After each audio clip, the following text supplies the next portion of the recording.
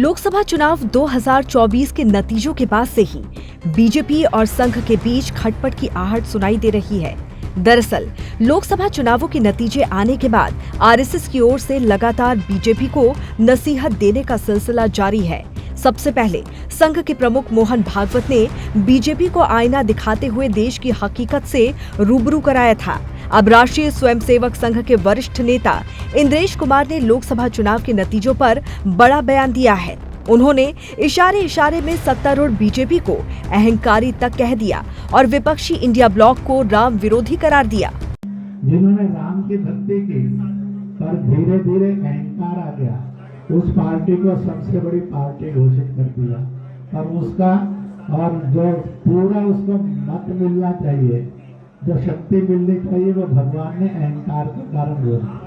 जिन्होंने राम का विरोध किया उनमें से किसी को भी शक्ति नहीं दी, सब मिलकर भी नंबर 1 नहीं बने, नंबर 2 पर खड़े कर दिए। इसलिए प्रभु का न्याय बड़ा विचित्र नहीं है, बड़ा सत्य है, बड़ा आनंददायक है। इसलिए जिस पार्टी ने भक्ति की, अहंकार आया, उसको 241 पर रोक दिया, पर सबसे बड़ी बना दी।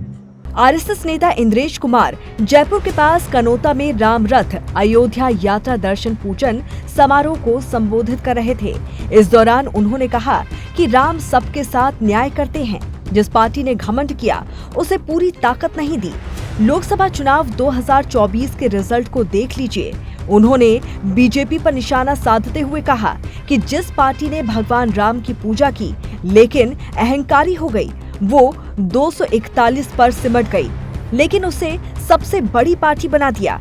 तो वही उन्होंने इंडिया गठबंधन को भी निशाने पर लिया। उन्होंने बगैर नाम लिए कहा कि जिन्होंने भगवान राम का विरोध किया उन्हें एक साथ 234 पर रोक दिया गया। सब मिलकर भी नंबर 1 नहीं बने, नंबर 2 पर खड़े रह गए। इसीलिए प्रभु का न्याय विचित्र नहीं है, सत्य है, बड़ा आनंददायक है।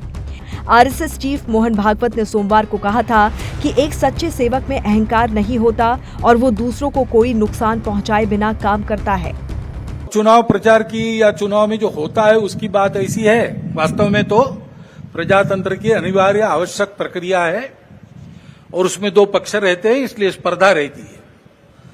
स्पर्धा रहती है तो दूसरे को पीछे करने का, स्वयं को आगे बढ़ाने का काम होता ही है, होना ही चाहिए, परंतु उसमें भी एक मर्यादा है, असत्य का उपयोग नहीं करना।